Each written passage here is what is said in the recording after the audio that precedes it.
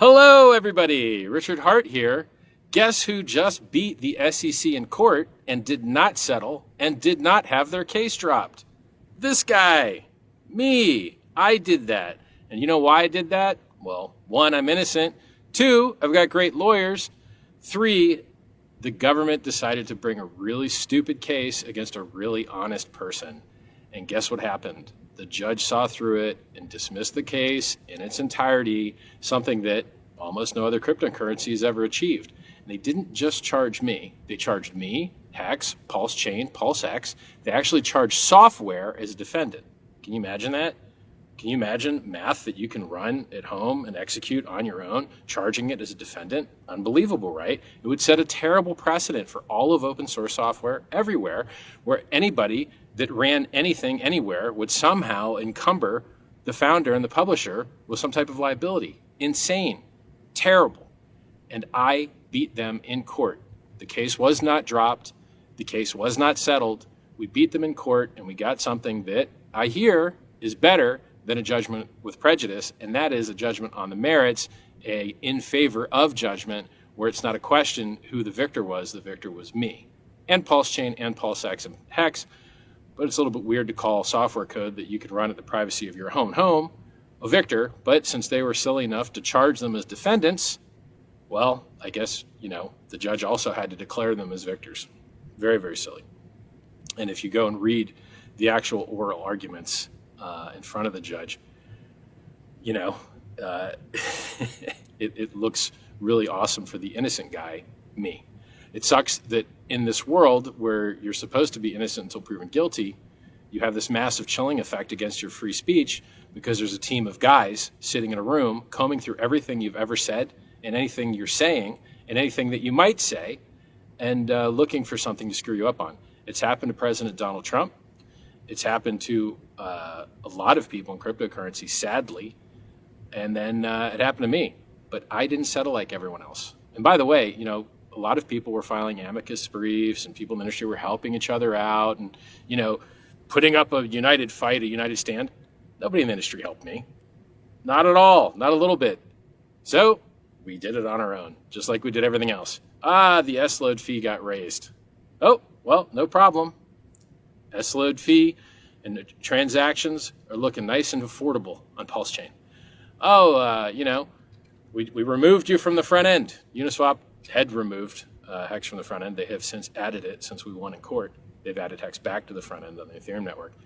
And it's like, why would you charge, if not the most honest person in crypto, one of the most honest people in crypto, with lying, and then go through hours and hours and hours and hours and hours of the video and send subpoena and subpoena and subpoena and subpoena the whole universe. And then, when the judge asks you, okay, well, show me the lie, you're just like, I don't know. I don't know where the lie is, Your Honor. It's it's terrible and costly and silly and a waste of the government's resources. They could have been out there, doing good in the world, getting bad guys, and there's no shortage of bad guys to get. So, moral of the story. If you come at the king, you're going to lose. I've prepared for this my whole life. I did as much research as I could. I researched the law to the best of my ability, and I was right and everyone else was wrong. And that's what's up. So thank you to the Honorable Judge Amon, the federal district judge in the Eastern District of New York, that saw through the lies. And there were a lot of lies, misquotations, just disgusting behavior. Maybe not as disgusting as the debt box case, but pretty disgusting. I mean, they got full sanctions in the debt box case for a number of lies the SEC did, telling lies to the judge in that case. Yeah, I had a remote control hit record. I accidentally stopped it. Rage. Haven't done a video in a while. So, what's new? Well, we've got, with this new legal clarity that almost no other coin in the world has, including Ethereum, no one's willing to go on record and say Ethereum's not a security. I think I heard somebody from the CFTC say that, but nobody from the SEC that I'm aware of has gone on record saying that. Look, I think that software that you run in the privacy of your own home is unlikely to be a security. So I would prefer a world where people can make their own decisions. You know, for a disclosure-based regulator to pretend the disclosures don't matter is just wild. Well, anyway, long story short, I won, they lost, I was right, everyone else was wrong. And that's what happens when you're honest. You have the facts on your side. You know, there's a lot of people out there that aren't honest. They say a lot of things that aren't true. They mislead you. A lot of people that launch coins suck, and a lot of coins that launch suck, which is why I don't talk about many coins. Very, very few. I don't like to talk about many coins because so many of them are garbage. But that's life. You know, so many outfits that you could wear suck. So many things you could say suck. You really have to curate. You know, that's why DJs exist. They play music that's good. And that's why, you know, you try and follow people that are smart. You try and learn from people that have experience. You know, how many things have we seen fail while Hex has operated flawlessly, Pulse Chain's operated flawlessly? Tons of things. Billions and billions and billions of dollars lost all over the place by people that think they're better than you. But you didn't lose $1 billion. They did. You know, like there's no like self-awareness in this industry. They don't realize who the good actors are. I'm a good actor, and a lot of other people out there are not.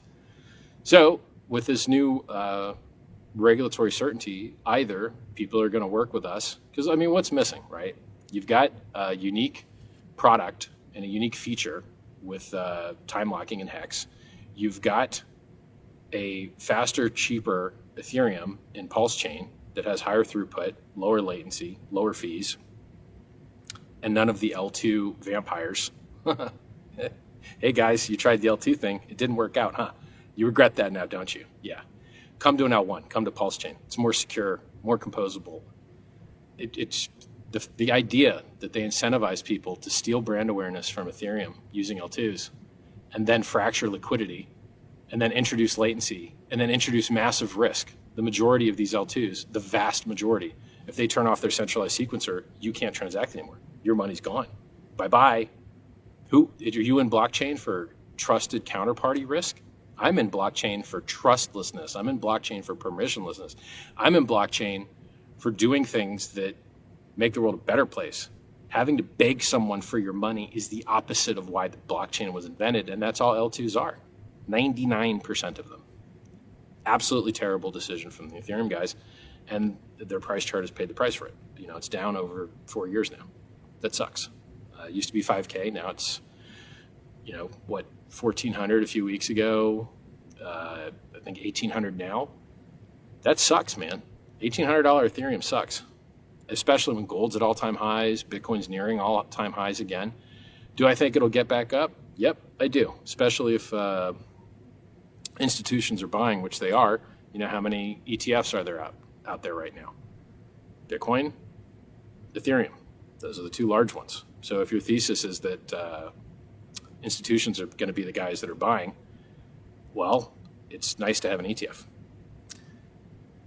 Now, that being said, Ethereum and Bitcoin did really, really well before they had ETFs, when they had lower market caps, right? So take, for instance, the liquidity that you see in Pulse Chain, Pulse X Hex.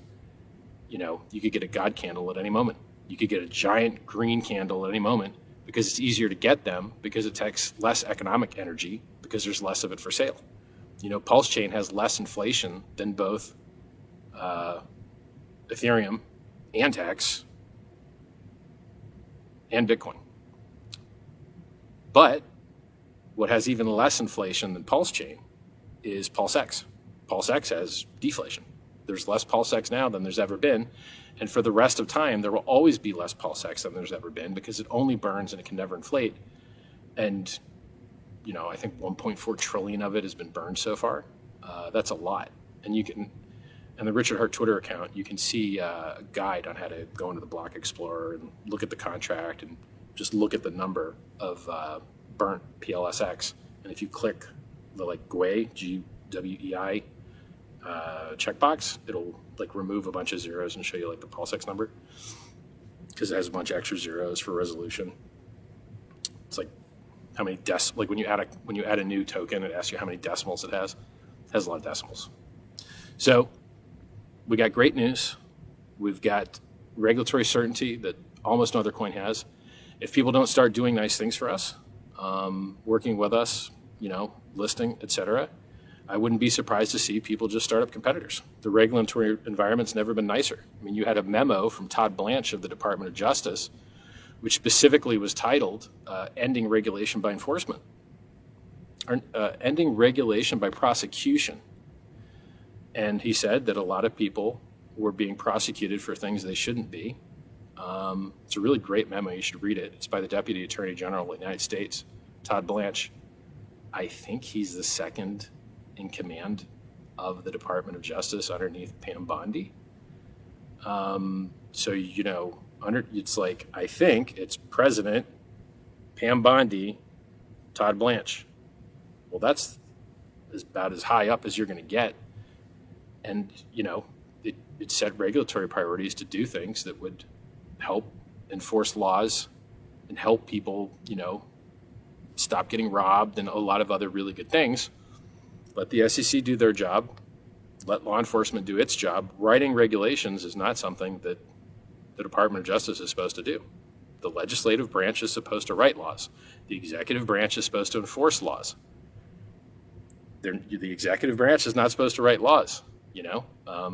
It's checks and balances, three branches of government: executive, judicial, legislative. And I'm glad. It would be nice if the executive stopped doing a denial of service attack on the judicial by doing less bad things that the judicial had to unwind. So 2 years ago, the executive decided to file a bad lawsuit against me and Hex and Pulse Chain and chill our free speech and chill our ability to publish free and open source software that is used by others to publish and associate their thoughts publicly. That's wild. And then they sent out all these subpoenas to people that are basically reporters doing their own research and reporting what they find. Original researchers. People in our community, they're not spouting off things that they read from somebody else like a normal reporter reading a teleprompter. They're doing their own original research, and they should have the same protections against interference with the media process, where you go and you learn and you publish to the public things that they could improve their lives with, knowledge, like what I'm doing with you right now. I am stating to you verifiable facts that I hope will make your life better. For instance, there was a conference that I didn't know about called Pulse Chain 2055 conference. I guess we love the 5.5s. So for instance, the maximum length stake that you can make is 5,555 days in Hex. The Hex.com diamond has 555.55 carats and 55 facets. And then the judgment came out on May 5th, which is 5/5 of 2025. It's just funny. I think numerology is stupid. I don't believe in it. But branding and shelling points and everyone kind of focusing on the same thing, it's kind of fun, right? It's good for just for fun. So and it's also funny, the final judgment is like document ID number 888 or something. Now I'm telling you, like, numerology is stupid and I don't like it, but these are just a couple of things that popped out at me. It's just funny. So where was I? I don't know. I don't have a script. I'm just telling you the truth as I know it. So we had a beautiful document from Todd Blanche, the Deputy Attorney General of the United States Department of Justice, trying to get rid of all this waste of resources and misallocation of resources that's making the United States a worse place and injuring what Donald Trump, the President of the United States, has declared by executive order to be a critical industry. So do you want to help the United States? Are you subject to the command of the Supreme Commander of the United States, the President? I think he might even be above Supreme Commander. Anyway, yeah, probably you are. Probably that's your boss. Probably you should follow the law and orders, So if the President of the United States says that cryptocurrency is a critical industry and it matters and you should try and help it instead of hurt it, probably you should try and help us instead of hurt us. And there's a lot of us out there, millions and millions and millions and millions. And that's why, I dislike gatekeepers. I dislike big corporate entities. I think cryptocurrency was invented to replace all those guys. But at least Coinbase is out there doing good lobbying and trying to get good laws passed. I'm not saying all their laws are good. I think they have an angle where they want to, make USDC better than other things because they make money on USDC. So I'm not saying every law they produce is great, but they are doing a lot of good work. With Paul Grewal, I'm not sure that's how you pronounce his name, but he's the chief legal officer over Coinbase. These guys are filing cases they won a case in court against FinCEN to get Tornado Cash removed from the OFAC sanctions list. This is an example of a human being or a few human beings at the United States government chilling your speech, chilling your ability to associate with others, chilling your ability to do math and publish it publicly on the blockchain. A guy or a few guys in the United States made it impossible or illegal for you to do that. And then the court had to stop them and say, no, that's not okay. You can't list code that people run from their houses as though it were an entity to be sanctioned. And then they try and play games. They try and go, oh, okay, we'll stop, but don't put a judgment on us. We don't need an extra control. We're just going to stop on our own. The number of angles and lies and misleading things that you see the guys on the prosecutorial side do, it's just wild. You're like, why?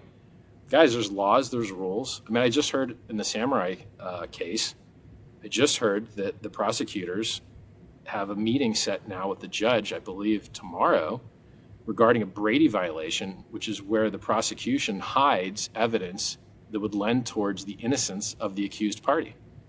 And apparently FinCEN directly told DOJ that they didn't think Samurai would be considered a money transmitter because they didn't actually receive money. But then DOJ hid that for a couple years from the defense and from the judge, apparently. Go read the docket. Not a lawyer. Go read the docket. Just telling you the news of hearded it. Yeah, like why, guys?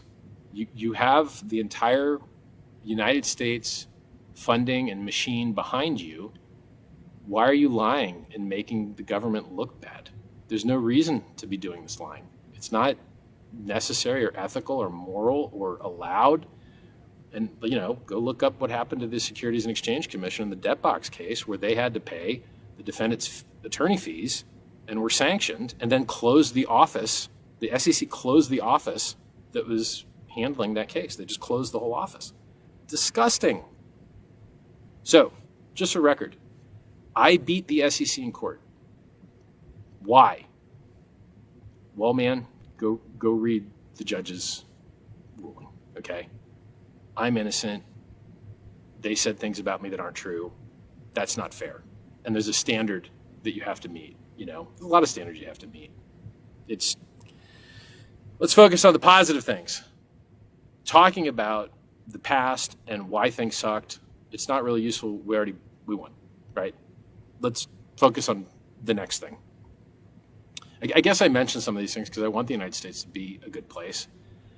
And there's a lot of really cool people that live there that I want the best for. And the better the machine works, the better it is for everybody. If you have more guys spending their time screwing up real criminals, doing real evil, and not wasting their time trying to harm the good, honest people, publishing open source software that you can run or not from the comfort of your home, spreading ideas, doing research and publishing it, why would you interfere with that? It's just so wild to me. But the judge saw through it. Hopefully more judges, more places will do the same. The world would be a better place. So what should everybody focus on? I keep beating the same drum and then people just don't listen. For some reason, they don't listen. I don't know why. I tell you, what matters is marketing. Ethereum should know that what matters is marketing. The Bitcoin knows is what matters is marketing. You see Bitcoin on television all the time. It's constantly on television. Big ads.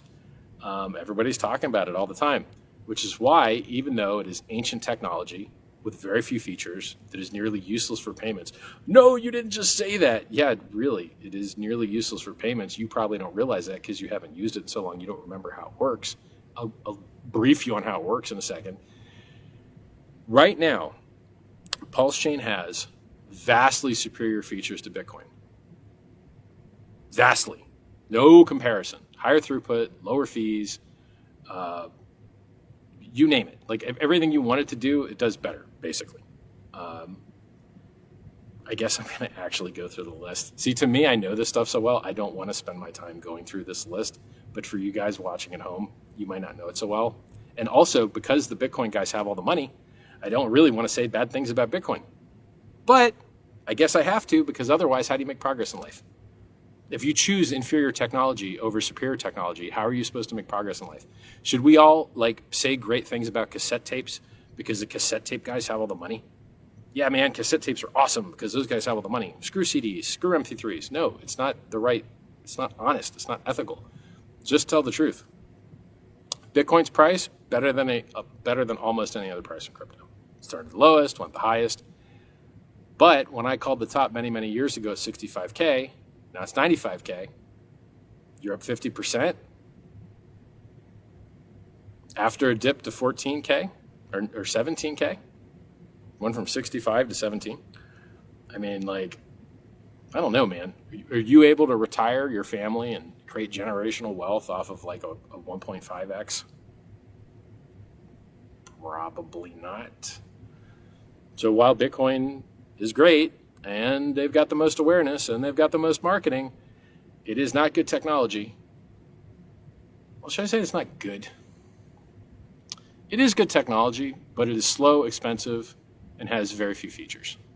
And it's bad for the environment. No, you didn't say it was bad for the environment. Yeah, it's bad for the environment. You don't have to nuke the environment to maintain a consensus network. There's tons and tons of networks out there maintaining consensus just fine that aren't nuking the environment. Pulse Chain's one of them. You don't have to buy a miner from a magical, mystical miner company, of which there's only a few. You don't have to plug it into some giant, massive source of electricity. You don't have to suck the middleman D of the electric company and give them nearly all your profit to go hurt the environment. Oh, but no, we use renewable energy. Yes, I'm glad. Congrats. But even if it didn't hurt the environment, even if it was all renewable, it has a limit. And when you use up the renewable, somebody else can't. Maybe you could have been smelting aluminum, doing whatever else. And then you're also not going to have 100% renewable. And then why do you care to make the electricity company rich anyway, even if it was renewable? And guess what, man? What price do you think they're selling down in order to pay that electricity bill?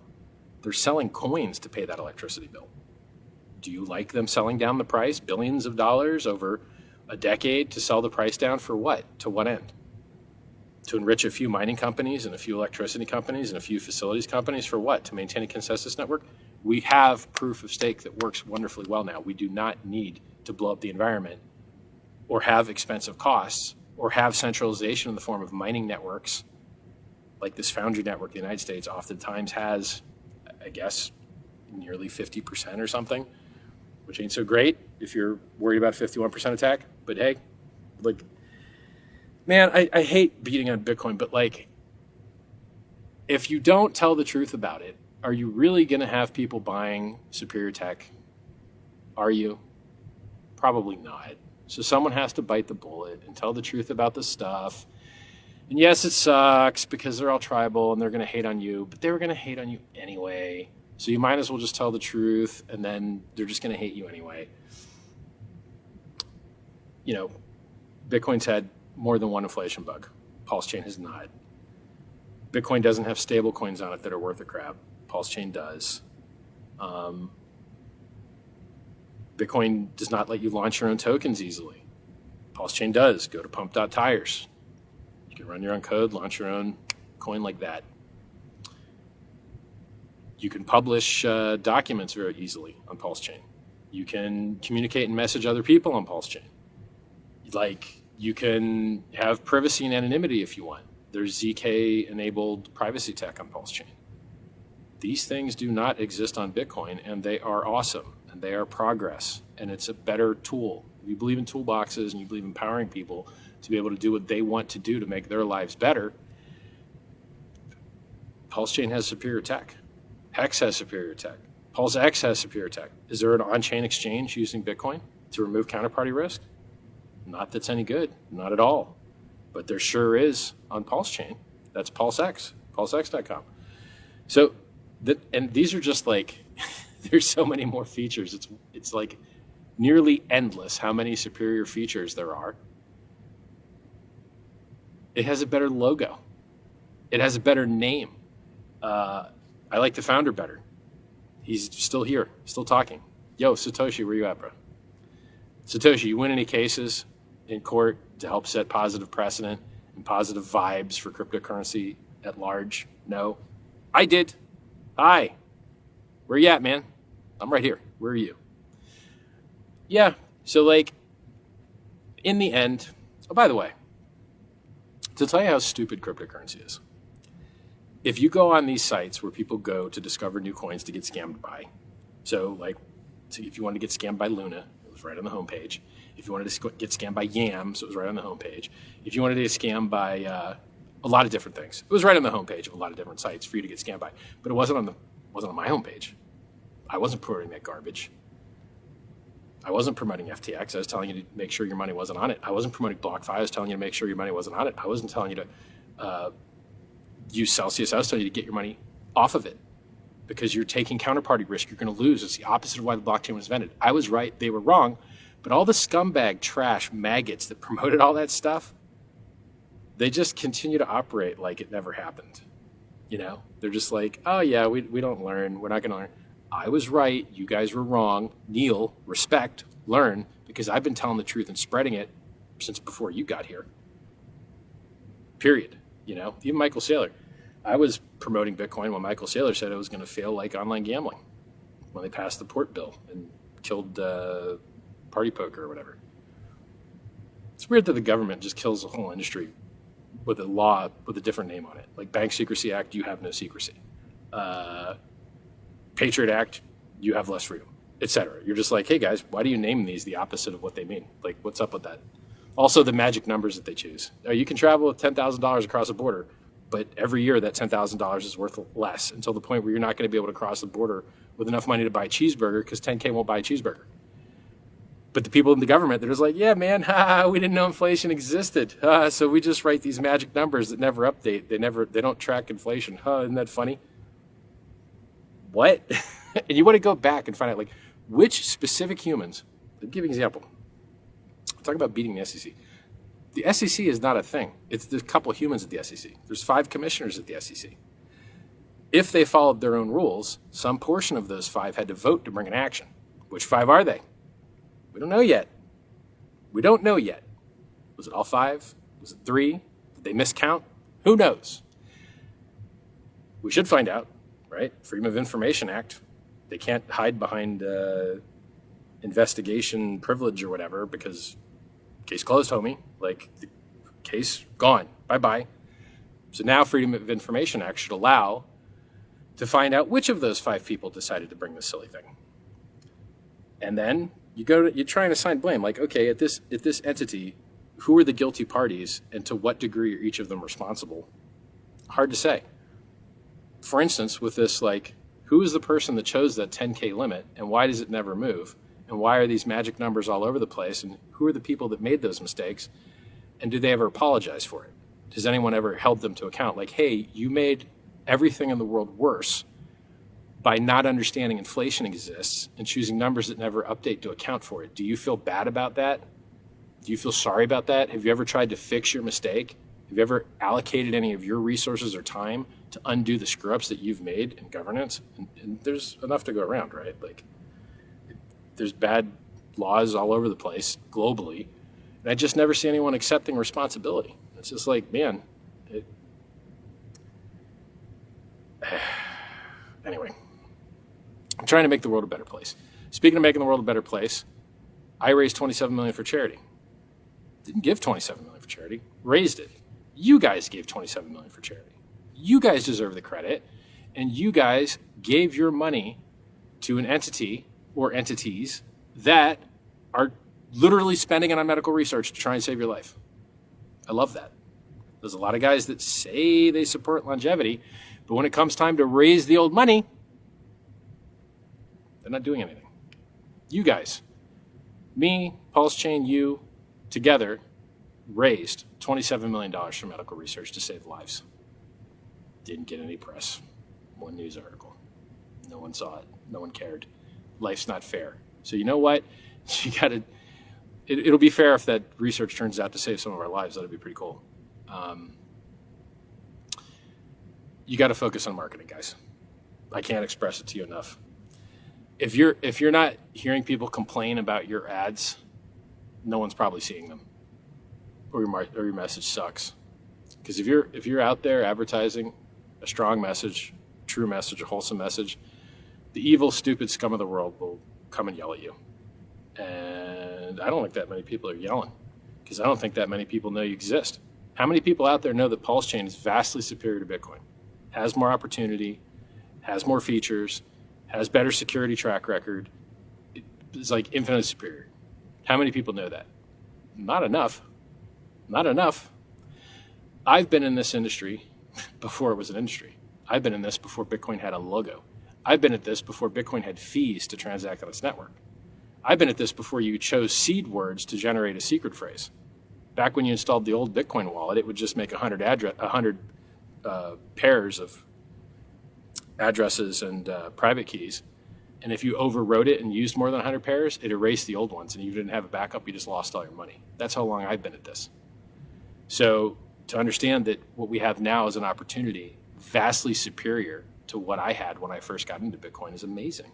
On-chain exchange, ZK, zero knowledge tech, NFTs, communicating, messaging on chain. Like, bro, we have everything. We have everything. We have so much opportunity. We just need to tell people about it. And it's not a question of people want to participate. We know people want to participate because they buy absolute garbage. They buy absolute garbage.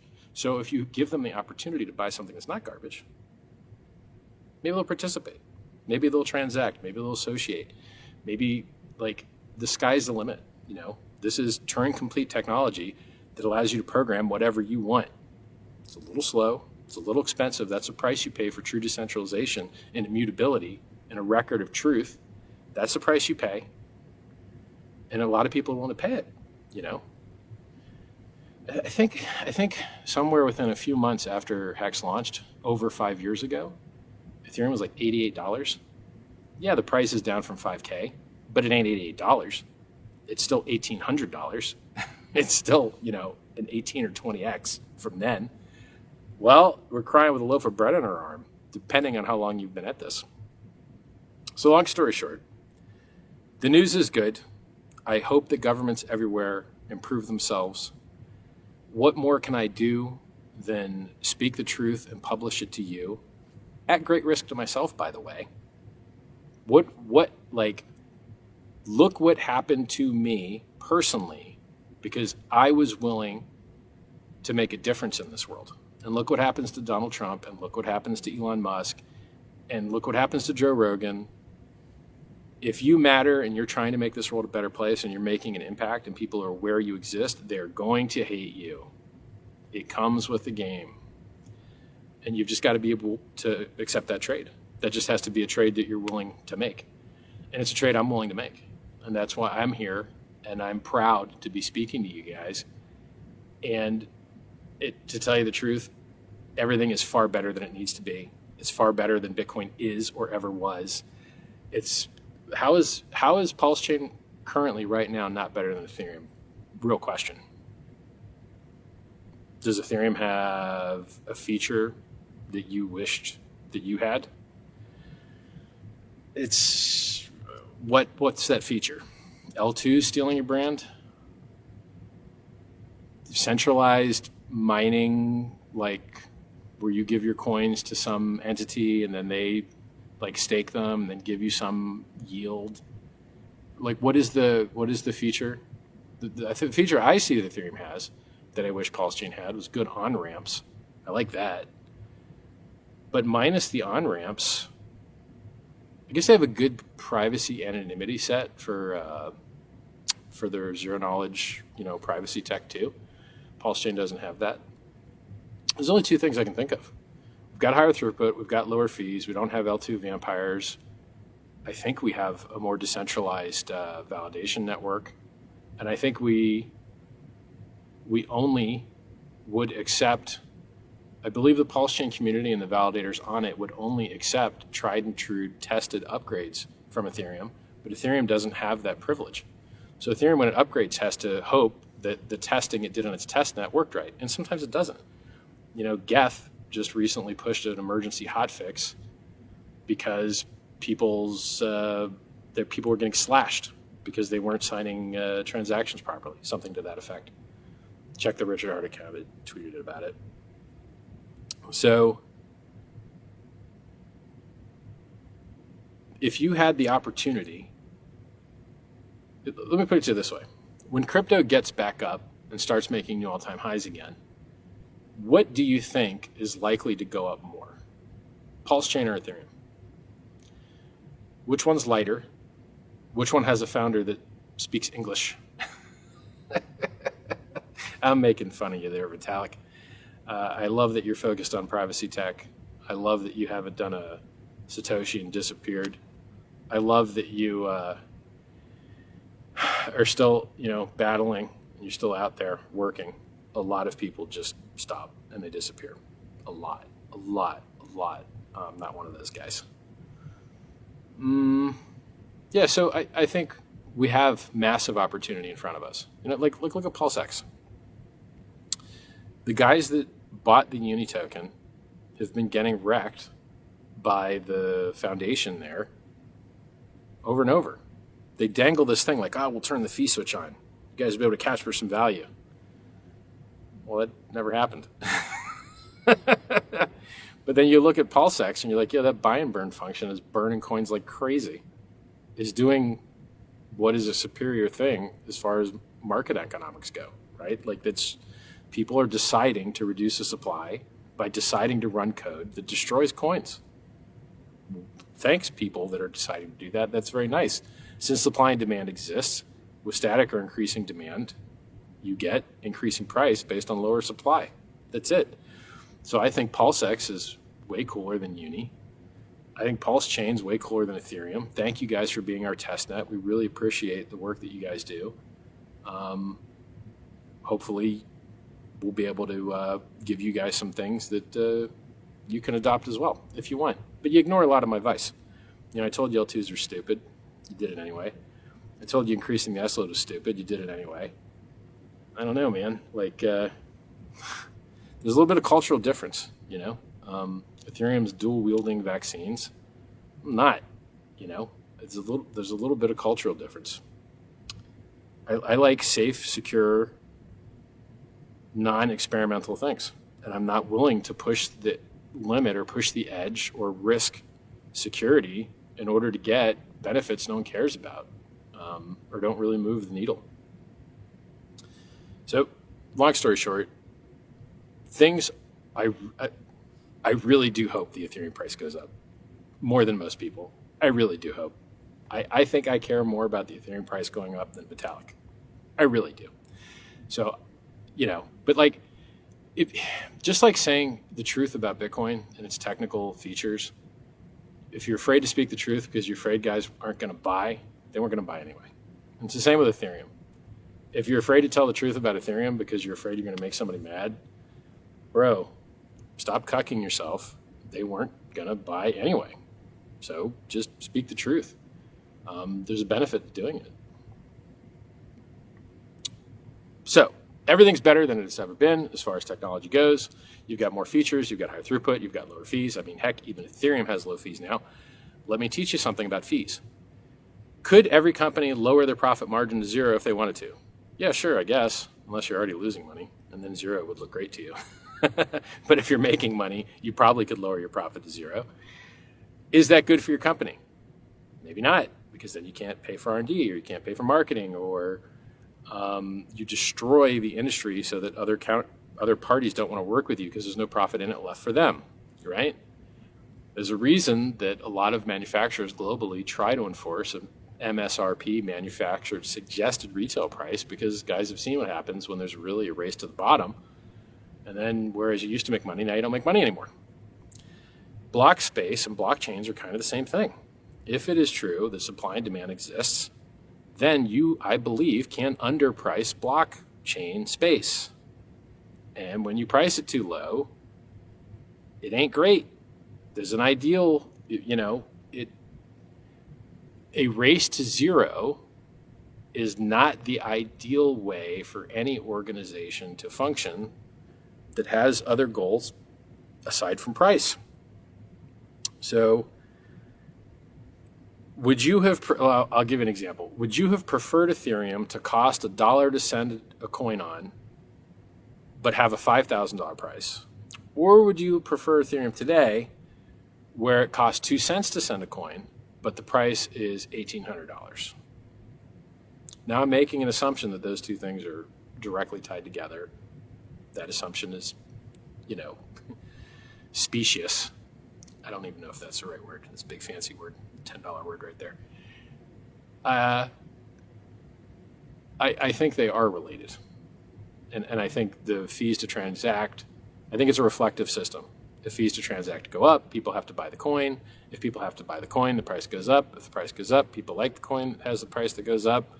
So then they buy it, and then more people need to transact it, and then that moves the prices, and that leaves opportunity for ARB bots, and that leaves opportunity for traders, and people love volatility, and you get this ratcheting magnification effect, which is part of the reason why networks that price all of the other coins that launch in them in the native token have that reflexivity. They all go up together. But if you didn't have that mechanic and you had a token that was successful tied to a stable coin, if that coin became popular, people would have to, this is what happened with Trump coin, by the way. Trump was tied to stable coin on the Solana network. If you wanted to buy Trump, you would take your Solana and trade it for stable, and then the stable would buy the Trump, and you'd get the Trump, and the liquidity pool would get the stable. But in effect, all it did was sell a ton of Solana for stable. So if you tie coins to stables and they become popular on your network and they don't bring new money from the outside in, and they just take the existing guys and get them to buy in, you just basically incentivized a bunch of people to buy stable. And is that why you're in cryptocurrency? To incentivize counterparty risk? Because a stable coin with an admin key that anyone could turn off, not anyone, but an admin or whoever stole his keys from him, could just deactivate your stable or all the stables. That ain't real stable, right? So it's not, the ideal reality for crypto isn't to be sitting in counterparty risk, it's to remove counterparty risk. And yes, we have volatility, but if it's mostly volatility to the upside, man, that's just fabulous, the history of Bitcoin's been mostly go up for 3 years, down for a year, up for 3 years, down for a year. Mostly. It's been mostly up. It's just how you go from something that costs nothing to something that costs near $100,000 today. So I see limited value in talking about Ethereum to the Ethereans and talking about Bitcoin to the Bitcoiners, because the real opportunity is in the unwrecked. And the unwrecked are people that hold gold at all-time highs. And I guess Bitcoin near all-time highs. And I guess the S&P 500 near all-time highs, but I think it's in a pretty good dip right now. No one expected Trump to do the things he did. It was kind of a surprise. So the market's like, yo, what are you doing?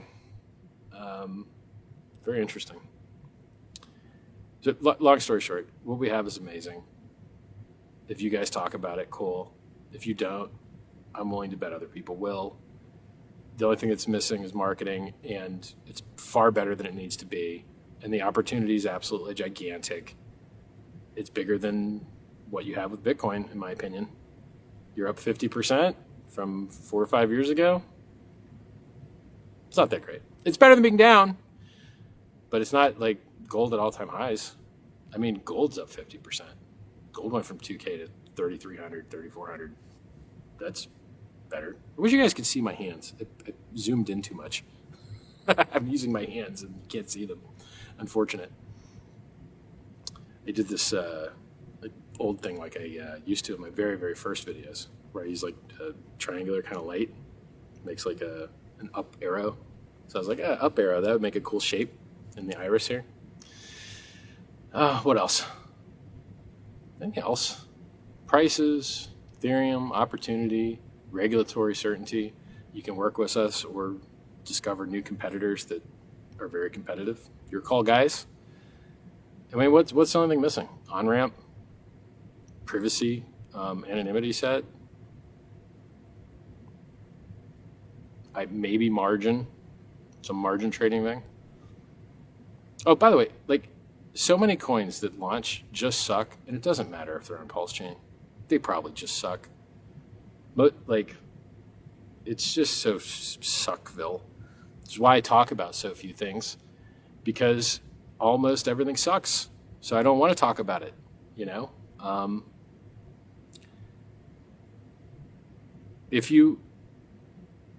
Another education. If new people come to your chain because they discovered you from some stupid thing, and that new stupid thing is tied to the native coin, then people will have to buy the native coin to get the new stupid thing. And it will lift the prices of all the things on your chain, or attempt to. It will put pressure in that direction. If, however, some stupid thing launches and new people from the outside aren't coming to buy it, and it's just existing people on the chain already buying the stupid thing, you've got a comparison to make. Who was more likely to have sold those coins and hurt the price? The person that just launched the stupid thing, or the people that were otherwise holding the coins? Now, I haven't done 100% perfect research, or I guess not that much research at all, but my gut feeling is, for some reason, the people that were holding the coins were more likely to keep holding them than whenever a stupid founder launched some stupid thing and got rich for the first time. It seems like every single time that happens, they nuke the price, and then it sucks for everybody. So like when an exchange online got hacked for $1 billion and the hackers sold that $1 billion of Ethereum for whatever, that's $1 billion not in the order book waiting to buy. I mean, it's not that simple, but like if a dude sells $1 billion of a thing that you wanted to sell before you sell, the price you're going to get is going to suck. That's what's up.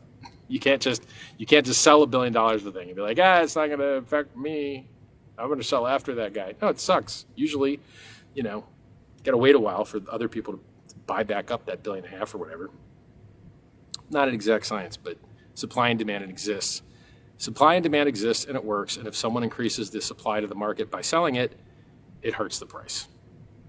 Period. If you don't think that's true, go argue with every economics textbook in the history of man ever.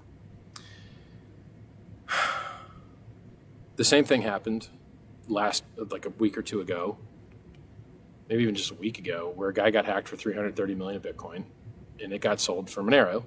I guess the hacker likes anonymity. Apparently, anonymity is a human right. Kind of interesting. Anyway,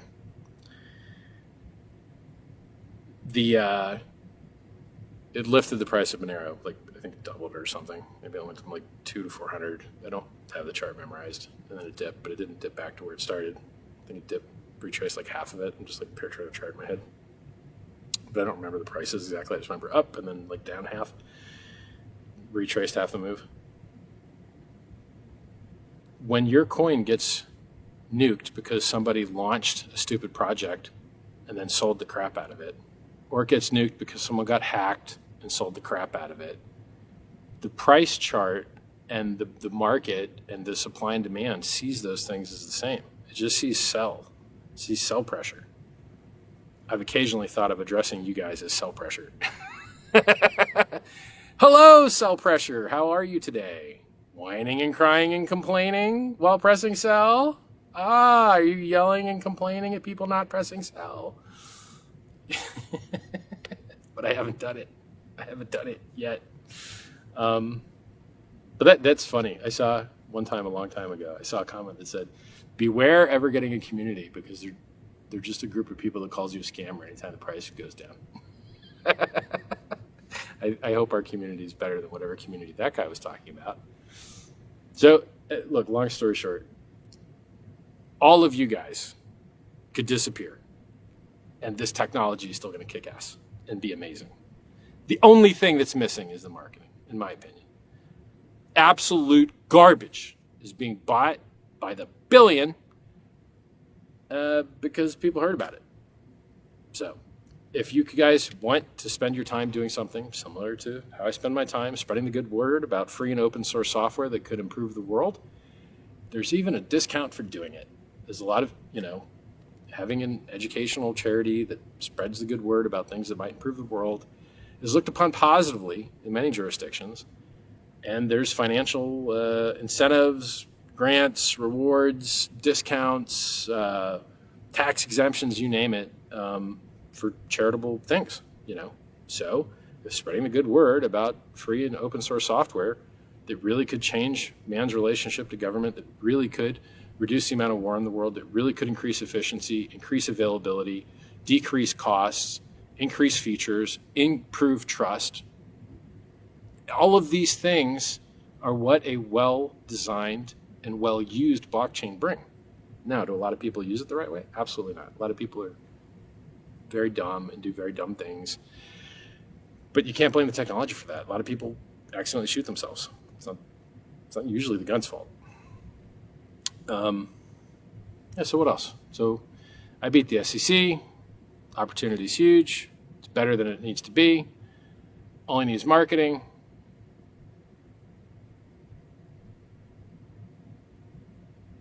Is that it? Let me think.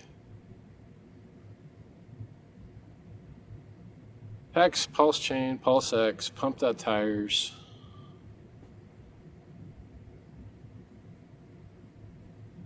Yeah, I don't know. I mean, there's no reason I can't do more videos like this if something else pops into my head. So it's good hearing from you guys silently. I'm just going to assume all you guys are out there saying wonderful, beautiful things. Yeah. So it's good to be back. And I hope to make the world a better place. And I'm glad to hear that the Sens Foundation or Aubrey de Grey's other foundation is using money that was generated and raised by me and Pulse Chain and you guys in order to make the world a better place. It's really hopefully making an impact that a lot of other people aren't making. And I mean, if I died today, which is unlikely because God, look how healthy I look. It's like, yeah, man, at least I raised $27 million for charity. At least I built free and open source software. I did the best I could. At least I did the best I could to set positive precedent for publishing free and open source software that allows you to publish and associate immutable truth online. It's awesome. All right, guys. Talk to you soon.